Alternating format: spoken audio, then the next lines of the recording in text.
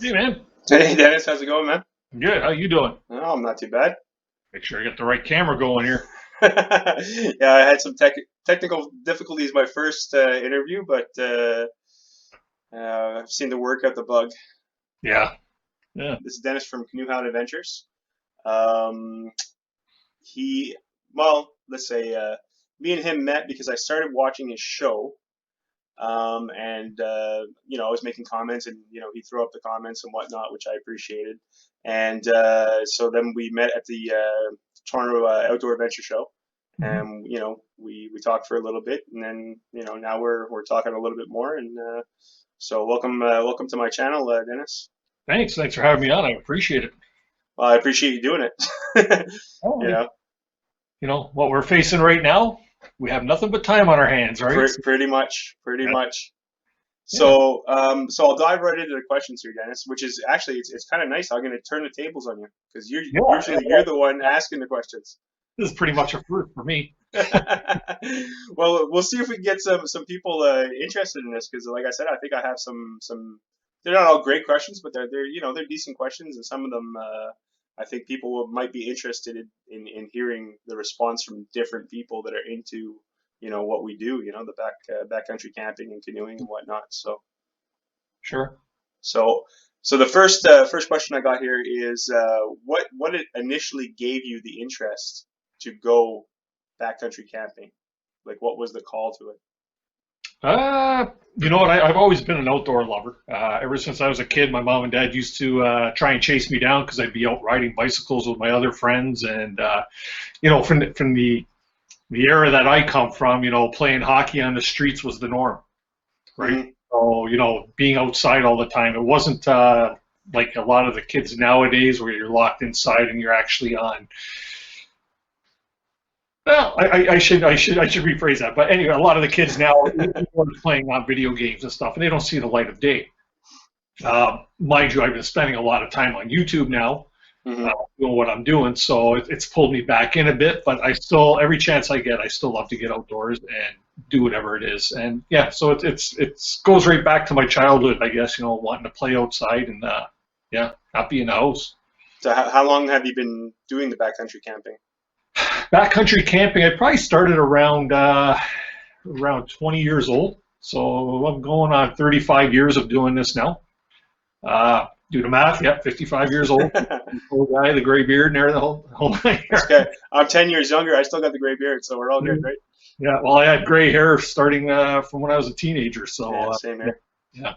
But yeah, so started out with a really, really funky canoe trip with a buddy, well, one of my dad's friends actually, and we went camping up north, rented a canoe, old aluminum canoe, and we carried the coolers and baseball gloves and frisbees, and we thought it was like a drive-in camping site, but it wasn't. We had a lot of work ahead of us, and but ever since then, things have progressively gotten better. But ever since then, I fell in love with the backcountry canoe tripping, right? So Hmm. yeah. So, in your opinion, what makes us, like people like us, different than people that enjoy city life? Like, what is it like? What is it about? There's got to be a difference, right? There's got to be something. Well, you know what? I think it comes down to different strokes for different folks. What makes a person love hockey over tennis, or what makes a person love, crocheting over whittling. You know what I mean? It's everybody's different. Everybody has a passion, and they enjoy doing different things.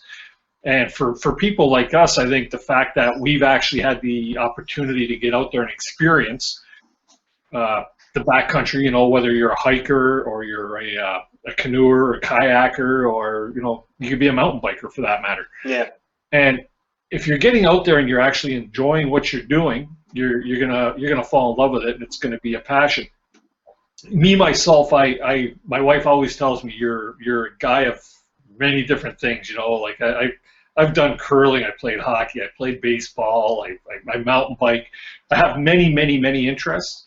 But the only interest that I've ever had that's lasted as long as it has is basically the backcountry stuff, getting out canoeing, hiking, backpacking, things of that sort. So it's something that keeps pulling me in. And I think it's just the lure of, you know, loving nature.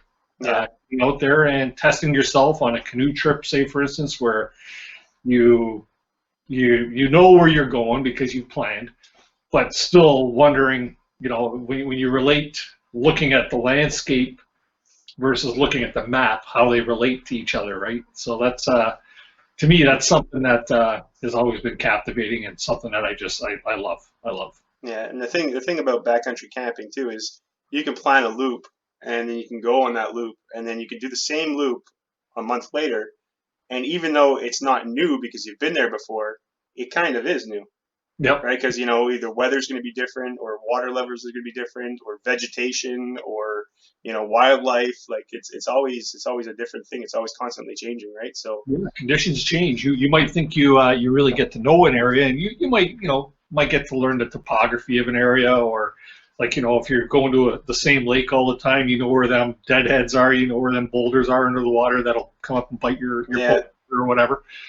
But yeah, Mother Nature keeps throwing curveballs. Eh? She's always changing things, yeah, right? And that's part of the beauty of doing what we do is not knowing what to expect. What are the bugs going to be like when we go out there? What are the temperatures going to be like? Are we yeah. going to get rained on, hailed on? I've been out Snowed on. Yeah, I've been out in August and had snow, Yeah, and nothing that stays. But it's like, where did that come from? yeah. So, yeah, No, it's definitely it's a constant changing thing. You know, like it's. But I think, like you said, it's that draw, like to just nature, and like that's what drew you to it. So I think that's what does it for everybody. You know, really. yeah, yeah. So um, okay, so why do you think that some people have this urge to overpack and over plan on things that they bring on these trips? And at the same time, what's something that you bring that you don't need to bring, but you bring anyway because you're like, well, I want to have it. Yeah. You know what? I think a lot of people overpack gear. One, for lack of experience, perhaps. Maybe they're not used to doing this thing, or they haven't learned ways to make one particular tool have two or three different functions. Hmm. Uh, or a lot of times it's cost factor, right? Overpacking could be also related to having gear that's not how do you say? I guess maybe not the new fandangle stuff. That's where you got a super lightweight chair that packs into a little bag like this now. Yeah, Instead, you bring the big folding chair that fits in the big back with the shoulder strap. So that could be related to overpacking as well, right? Not having the gear or the investment in gear that allows you to pack much lighter. hmm A full-on MSR stove versus a small, lightweight twig stove that's titanium, it weighs next to nothing. So these are all different things that can relate to overpacking. As far as what do I usually bring on a trip that I don't use, I always tend to bring too much clothing. I think a lot of people do.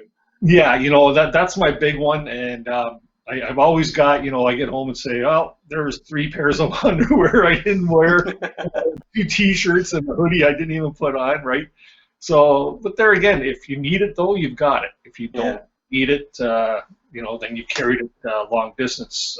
My big trip I did last year, and I said it in one of my videos for that particular trip where I said, I brought a spare hammock, right, which is just one for lounging along, during the day. I'm a hammock sleeper anyways. Yeah. But I had a spare hammock, that any of the guys wanted to just have that lazing period over by the lake. It didn't even come out of my pack, so basically I carried it for the whole trip. I didn't really think it through, thinking that we were going to be on the move all 7 days of the trip. Yeah, not too much time for lounging. Exactly. So I said, next time I won't bring that. And the other one was I carried a tarp that we didn't really use. And in hindsight, I'd say, you know what, I'm always going to carry a tarp anyways. Yeah. You never know if you're going to need it, and it could really get you out of a pinch. So Yeah, I would say mostly clothing though. Carrying way too much clothing. Yeah, me and my buddy that I go tripping with all the time, we try and split gear.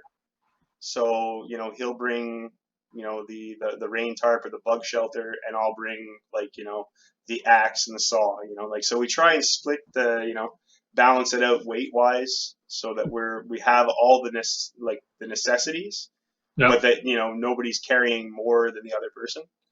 right. So, Well, I've got that gear packing list that I presented on one of my shows a couple of weeks ago.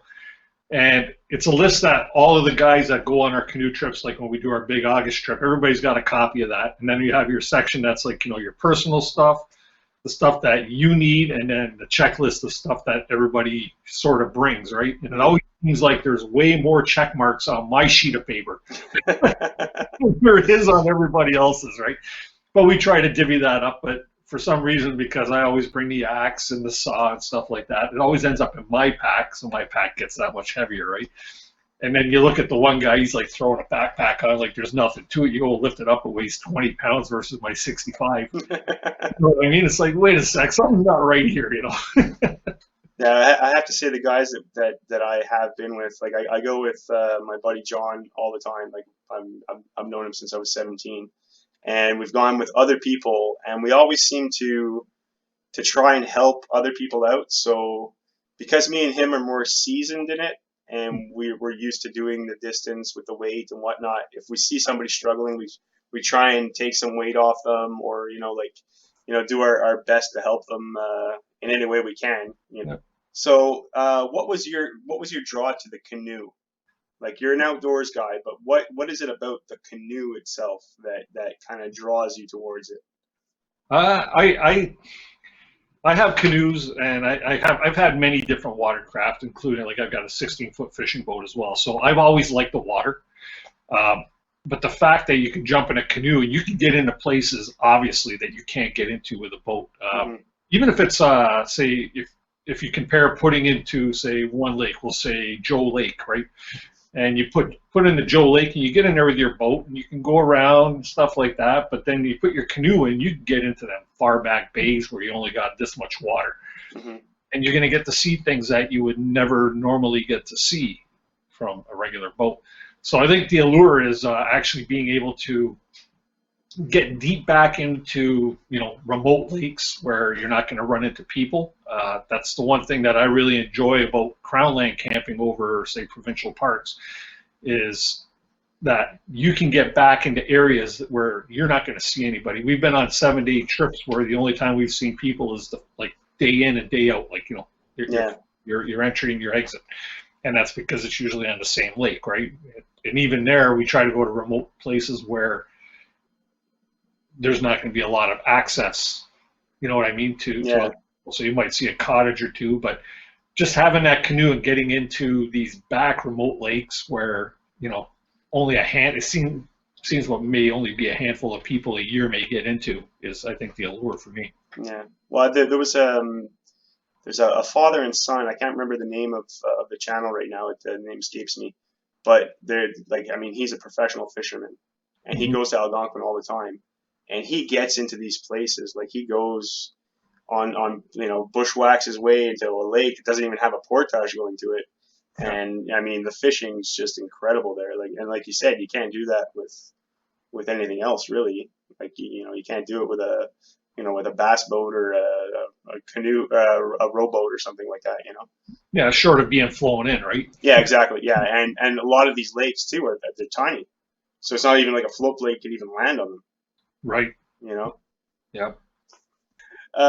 So what's your favorite kind of trip? A long trip, short trip, and at the same time, what was your longest trip versus like a short trip? Yeah. I would say, you know what?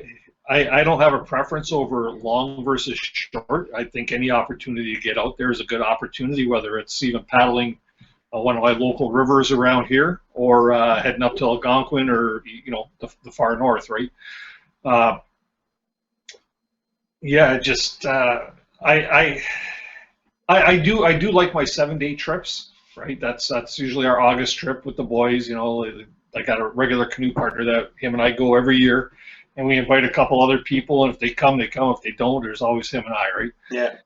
But they're usually, we try to stretch them to like a 7-day trip. Now that we're getting older, we'll take a 5-day trip and stretch it into a 7-day trip. We get a couple leisure days, a little bit of fishing time. Longest trip I've done is actually a 10-day trip, and that was there again. That was the Mizunabie trip.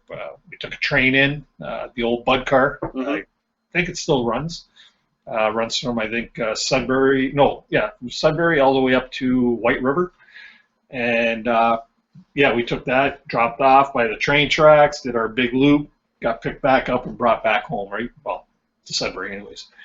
So it's a 10-day trip was my biggest. Yeah. So speaking of long trips, you're what I mean. You know what the meanest link is, right? So Yep. that's I mean something that a lot of people that are into this know what it is. And on the meanest link, there's actually you're supposed to stop at Lake Lavey and give a cheers to Bill Swift Sr. Yep. What would be your cheers place? It doesn't have to be in Algonquin, but like, where would you want people to stop and sit, raise a glass to Denis? Oh, geez, that's a good question. Seen a lot of pretty lakes, in my day. There's a lake that is. I want to get this straight here. There again, in the Mizunabie area, it was a lake called Emerald Lake. Just a small lake. It was like boulder covered all the way around, like huge boulders all the way around the whole lake, and just emerald green water. And I have one campsite on it, which was a beautiful site that just sort of stared right at the sunset. And yeah, that would probably be the lake that I would pull on. I've been there twice, and both times I said, no, we're staying here. I didn't fish there or nothing. I have no idea what the fishing was like on the lake. It was just probably the most perfect campsite I've ever seen. That's all. Yeah, just surreal. Yeah, yeah. So, what's your favorite part of the day on a trip? Like, some people prefer the paddling, some people like the portaging, some people like getting to camp and doing certain things. What's your favorite part of the day? Not, doesn't have to be favorite part of a trip, but Yeah. I know I look forward to a certain part of the day. Yeah, I like trying to wake up before everybody else does. For one, to get the coffee on, right? But that's not until after I like going down to the lake, and hopefully it's one of them mornings where you can't even see the water because it's all foggy or misty. And if I could sit there and just watch the sun trying to power through that mist on the lake, to me it seems like a really magical part of the morning. If you sleep in, you've missed it, right? Yeah. Usually everybody else is up by that point, but if you can get up before everybody else, which usually happens, I'd say, 4 out of 7 times on a week, a week-long trip. But yeah, just getting up in that morning, seeing that mist rising, the water looking like a sheet of glass, and just that mist on the water. Yeah, that heavy mist that's just hanging over the top. And, yeah. The morning dew on a spider web or something like that. It just looks so cool. Yeah, I enjoy that as well. It's honestly it's one of the most breathtaking things I think I've ever experienced in my life. Mm-hmm. Yeah, and I think that happens way far more often than the crimson red sunsets. I've seen some great up in the Temagami region, some great beautiful. Actually, I've got one on my cell phone. It's actually my screensaver. That there was an actual sunset my dad and I experienced there. Yeah. Untouched, that there is beautiful, but that morning, just something about waking up fresh and crisp and getting out there and enjoying that dew and that fog on the water. Yeah. So, I mean, I watch your channel, so I kind of know the answer to this question a little bit. But what do you do that's kind of related to kind of camping, but not related to camping on your spare time when you can't go camping? Like, are there several things you do? Is just one thing, or? Yeah, well, you know what? I've got access to a piece of land pretty close to my home, and I get the opportunity to go out. It's not as often as I would like to. Like I was hoping actually today to get out there, but I have access to property where I can go out there, and I built a day camp. Mm-hmm. I like going out there and fiddling around and pretending I'm Joe Robinette or something like that, right? 'Cause he's got his stuff dialed in, and I've learned a ton from that guy. Not to say that I didn't know anything before, because 35 years, I like to consider myself a canoeist, a backcountry canoeist that has bushcrafting skills. I've never called myself a bushcrafter, Okay. but doing what we do, you know, you learn how to make a fire with a ferro rod. You know how to baton wood. You know how to the odd trick for hanging a pot or whatever it is. We have bushcrafting skills. I don't consider myself a bushcrafter. So, but yeah, I like fooling around with stuff like that. But in my spare time, I used to do a lot of mountain biking. This year I want to get back into that. I've got a fishing boat. My wife and I and our daughters, the odd time, we'll get out on Lake Erie or on Niagara River here in our area. And we'll go out there and either fish or just get out there on the Niagara River, kill the motor, and just drift down with the current. Things like that, there again, they're outdoor things, right? Yeah. Yeah. So other than your YouTube videos, is there any other way you document your trips? You know what? I've only just started. I revamped my YouTube channel about 2 years, or no, about a year ago, year and a half. It was like between Christmas and New Year's last year, and I did it for the reason that I want to document my trips, right? I've always documented through just like taking pictures and stuff like that, and this is like even before the digital pictures. So like you get the film and stuff like that. And you got all these pictures, but you can go through them and you say, yeah, I remember that, but yeah, don't remember it, right? You know what I mean? Yeah. You only remember it because you're seeing it on a photograph. I've done some, like, it's not to brag, but I've done some really epic trips because most of my camping is Crown Land camping. It's not the provincial parks. And I wish I had documentation of some of the trips that we've done, like video, like full-on video, or like my trip videos that I put on my YouTube channel, because I could go back to stuff I've done last summer in my video library, and I go through it and I just look at it and say, yeah, man, that was a nice area. I remember that, or yeah, I remember that knot on that tree or that burl, or you know what I mean. It gives you more of a documentary style remembrance of your trip, and that's why I really started the YouTube channel back up, is basically for that. Plus, one day my grandkids will go, oh, look at what Grandpa used to do. What's that sparky thing he uses to start a fire, right? So yeah, it's almost like a legacy I could leave to my my grandchildren one day too, maybe. Yeah, it's kind of like when our grandparents used to follow us around with the Super 8, all the birthday parties and Christmas, and Yeah. except there was no volume at that point. Exactly right. Yeah. Okay, so this question is actually, I'm really curious how you're going to answer this question, because you actually have people that you ask questions to on a regular basis. Mm-hmm. So what is your favorite question to ask somebody when you meet them for the first time? Like, it doesn't have to be on your show. It could just be like, you run into somebody and you notice he's wearing, like I'm wearing a Fjallraven t-shirt right now, and you run into me and you're like, hey, Fjallraven, do you camp, whatever. What would you ask somebody, just out of curiosity? I usually like to find out where they like to trip. Is one of the biggies. It may not come across on my show that I do all the time, because I don't always get into that. I try to ask questions of my guests on my show that are sort of outside of the can. Mm-hmm. If that makes sense. It's not like, gee, what kind of a paddle do you use, right? Yeah. But when I strike up a conversation, like when we met and stuff like that, it's like, well, where do you like to trip? Oh, you like to trip at Algonquin? Cool, yeah. Like, where might be your favorite place or something like that. I think one thing that we all like to know about each other is, like, for one, we're always trying to seek information out off each other. Yeah. Whether it's a technique or a piece of gear tip, or or geez, like where was that portage?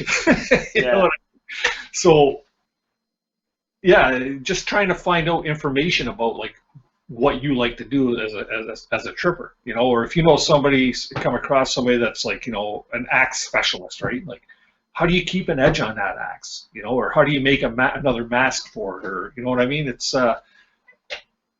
if that kind of answers the question, I don't know if it does. Oh no, it definitely does. Yeah. Because like I said, like you literally are interviewing people week after week. But Mm-hmm. like I said, those are probably tailored to the people that you're interviewing, right? So, you know, when you interviewed Shug, it was a lot of hammock related questions. It was a lot of, you know, Yeah. so like I said, because I mean, before we started doing the YouTube thing, we still met people. You know what I'm saying? Like we met people that have common interests, and you always have that. Hey, you know, what do you have? What do you have? What's your tent? What's your this? What's your that? What's your hammock? What's your tarp? You know, like so. Yeah. Um, so speaking, well, we're speaking actually about different. We mentioned Joe Robinette. Mentioned kid products and stuff like that. Who do you watch on YouTube, like just for fun or to learn stuff? Like who are some of your favorite personalities on YouTube? You know what? Of course, yeah, the regulars. I watch Joe Robinette. I've been following him for a few years now, even before I started my channel back going again.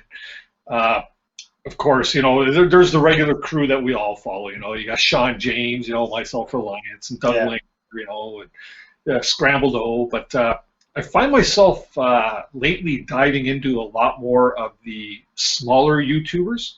Uh, you know, like, guys, like, you know, yours truly. yeah, there you go, you know, and you know what? I'm not a huge YouTuber. Like, I'm just approaching like 2,000 subscribers now, type of thing, right? And we all got to get our start somewhere, but you know what? There's a lot of guys that have some great information out there. You know, Joe Robinette is Joe Robinette. He's got a great channel, and like I said, I've learned a ton off of him, right? But I've watched all his videos. Quite literally, I've watched all of his videos. My Self-Reliance, I have watched all his videos and continue to watch the new stuff, right? But trying to find new channels is kind of hard because when you go on YouTube, the algorithms pick up what you like to watch and it keeps feeding you the same stuff, right? Yeah. You have to dig in and you have to get out there and try and find new stuff. Like I just come across the other day Kent Survival. Okay. I'd never heard of the guy before, and he's got a couple 100,000 subscribers, right? And he's a bushcrafter, and he's got some really cool stuff. Check him out; he's pretty good. You know, so yeah, these are just trying to find new bushcrafters, but I also divulge into other stuff. You know, like I've been watching a ton of this COVID stuff right now. uh, but yeah, you know, I still watch my hockey videos and stuff like that. You know, like the greatest hits and cheap shots and all that stuff. And there's a lot to watch on there. Yeah. There's a lot to watch on there, and I spend probably way too much time on YouTube. Well, I think we all do, especially now. Yeah, exactly. Yeah. Right. But yeah, I understand with the algorithm thing because me and my friend like we kind of use because I mean during the summer we're not really watching YouTube, right? Because we're out there doing things. Mm-hmm. So like over the winter when you're kind of like okay, well I want to see what other people did over the summer. You start looking for things, and every now and then one of us will come across somebody, and they're like, their channel, like you said, it's got quite a bit of subscribers, it's got quite a bit of videos, it's got it's decent content. And you're like, how is it that I've never seen this? Yep. Like, how is it that when I'm searching, literally, if I go into my thing and I'm like Algonquin canoe trips, how is this guy not coming up? Right. You know? Yeah. Exactly. You know, it's all the algorithm. Like I've also been trying to get into a lot of European bushcrafters because I'm not just like I say, I won't just watch, and I don't even want to dedicate my channel to just canoeing. Right. It's outdoor adventures. Yeah. You know, I say I mountain bike too, so I like watching some of these mountain bike guys and stuff like that. You know, hiking, the odd hiking trip here and there, and different stuff like that. Sea kayaking, you know, it's all these different outdoor adventures, right? But yeah, I've been also trying to get into a lot more of the European bushcrafters. Mm-hmm. Like TA Outdoors and. Yeah, you know, there you go. There's a channel that I've been watching him for a couple of years now too, and his channel went like this, right? Yeah. So he's got some really cool stuff. You know, there's a lot of really talented you know, bushcrafters. I've even come across a couple that are like German bushcrafters, where they're not even speaking English. Thank God for translation, right? Yeah. But even still, you don't even need to hear it. You can see what they're doing. That's the beauty part of it. So. Yeah, we actually came across. I think it might have been a Swedish. Yeah, I'm thinking Sweden or Denmark, and we came across their channel just because before I bought, because I have a War Bonnet Ridge Runner, which is a bridge hammock, and I was like, okay, well, I'm pretty sure that's the one I want. So before I bought it, I was doing, you know, YouTube searches on other people that had this thing, and we came across. Actually, my friend came across this other channel, and it just happened to be that out of 4 guys, one of them had a War Bonnet Ridge Runner. So that's how we found their channel, because we were looking to research the hammock, but then we're like, okay, well now, like, okay, these guys are out, and you know they're canoeing, and they're, you know, and like I said, it was like, I'm pretty sure it was Sweden, but you know, we found them just like that. You know, so it wasn't even looking for canoe trips, you know, like, so it all depends, like, I guess, you know, how you hashtag your, you know, your search or whatever. So yeah, your keywords. Yeah, your keywords. Some of the YouTube creators that I really like to watch are the ones that are really good at their editing and stuff, like Chris Prouse. Oh, yeah. Perfectionist, you know. Mind you, she's into industry, so it makes it a little easier for her. Yeah, even Tumblehome as well. I love watching Tumblehome's videos, but he too is in the industry, so.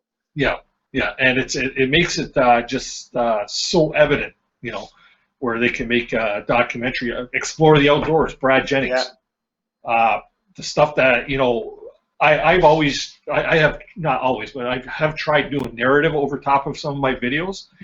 And I'm always tripping over my tongue, so I'm not the best one for that.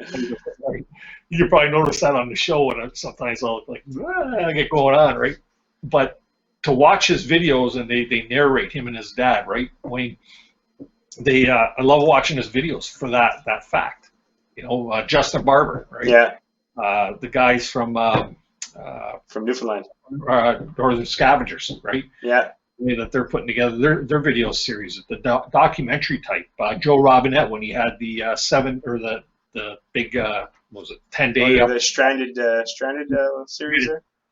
Like, I loved watching that, and the fact that he actually had Chris Prouse do the editing for him and stuff like that. You could really tell that professional flair on there. It makes it more like watching television, right? So okay, so how would you try and sell like a backcountry trip to somebody that has never been before? How would I try to convince them? Yeah, because the reason why I came up with this question is because we have tendency as people going out there and adventuring. We always have tendency to mention, man, we walked like 4 kilometers and it was raining and it was hailing and it was this and it was that. It always seems like it's just the worst time ever. Yeah. So, like, if somebody's like, really, like, how would you sell it to them? Like, how would you be like, no, like, it's that, but. First off, I would start talking about all the good points. But you have to play the person that you're trying to sell on, right? If you got a person that's energetic and they're outgoing and they're up for anything, then it's usually an easy sell, right? If you're talking to the person that is the Holiday Inn camper, not going to be such an easy sell, no matter what you tell them, right? But I think if you really push on the good points, like, talking about if you know their interest is fishing, you say, yeah, man, we were catching walleye like this, like nonstop, right? Or if the person is like artsy minded, it's like you say something like, yeah, man, if you'd have seen the sunsets out there, or like, just the scenery, and you show them pictures. To me, I try to play on the good stuff. And then if they start saying, yeah, but what about the rain and stuff like that? It's like, man, no problem. Like, so you get a bit wet, or, we've got this beautiful tarp here. We hang out under the tarp, sit there and drink a couple of scotches or something, right? So, yeah, I try to sell the good points. You don't want to get somebody going in there with the anticipation of, if I do this, is it going to be, I don't know. I'd rather go to the Holiday Inn. You want to give them that opportunity. You try and sell them on the good stuff, because when they get out there, they'll actually realize that there's more good to a trip than there is bad, Yeah. unless it's Black Fire mosquito season, right? So where do you see the future of backcountry? Up backcountry, Yeah. sad to say, but I see our governments here. I know you're in Quebec, but we're here in Ontario, and it seems like every time you turn around, the government is naming a new area, whether it's for protection or whatever. But I think it's just them lining their pockets. But they're trying to, capture these areas, okay, so that you have to pay permits to go in, and I'm surprised they haven't yet. And don't say this too loud, but I'm surprised they haven't said if you're going to camp on Crown land, you have to pay a permit. Yeah. I see the future going like that. I really do. I wouldn't even really have a problem with that if you knew that 100% of that money was going back into it. Yeah, that's true. Maintaining portages, maintaining campsites, which years ago, when I first started doing this canoeing stuff, like I say 35 years ago, so much of that stuff was actually done. You'd go to a Crown Land campsite, and they had portages marked, they had the campsites marked, much like they do in Algonquin, right? And then after that, they had I guess they used junior rangers and stuff to go out there with their chainsaws or whatever. Nowadays, nothing. So Wow. you find one of these Crown Land camp or canoe routes, you don't know what you're going to expect. To me, that's the beauty part of it. But you never know what you're going to expect. You're going to be walking down a portage, and there's going to be mountains of blowdowns because nobody ever goes there and clears it. Are you going to find a portage, right? So, yeah, I see the future kind of going that way. I hope it doesn't, Yeah. but I have a feeling. Well, hopefully, if people get out there enough, and especially, I haven't been Crownland yet camping, but I mean, hopefully, if people kind of maintain it on their own, and everybody that goes there keeps doing a little bit more, Hmm. then maybe these things will be not more readily available to people, but just not so much of a chore if you are trying to do something like that. So. Right? Yeah. Yeah, and I think we're fortunate here because I understand Quebec doesn't have the same opportunities for backcountry camping. We, like I said, we have a lot of everything. It's all about the money, right? Yeah, So, yeah, I think I was telling you when we were at the Anchor Bar that night that we met after the adventure show, and it's it's not enough that I have a Quebec permit to fish in Quebec, but if I go into a park, then I got to not only pay per day to fish, but I have to specify and pay per species of what I'm fishing. So if let's say I'm targeting bass, then yeah. I have to pay for bass. If I want to try and target bass and walleye, then I got to pay for bass and walleye. Wow. So it's yeah, I don't know if all the parks are like that, but the ones that we've researched, that's pretty much what it boils down to, which is I don't think it's right. Like I said, I don't even buy my Quebec fishing license anymore. I used to have both Quebec and Ontario. I don't even bother anymore with Quebec. Yeah. So I spend And all my time camping in like, Ontario. So yeah, that's a little crazy. yeah, Extreme. I would yeah. call that extreme. Yeah. So okay, Cool. well, I mean that's pretty much my questions. I hope you enjoyed them. Yeah, man, that's cool. Yeah. It feels a little different to be on the other side of the campus, so to say, but I appreciate it, man. That's cool. Well, like I said, I really appreciate you doing this, and I mean we'll obviously talk in the upcoming weeks. I'll see Hmm. how everything's going down at your end, and I'll send you a heads up before I put this on YouTube. But Yeah, look forward to seeing it.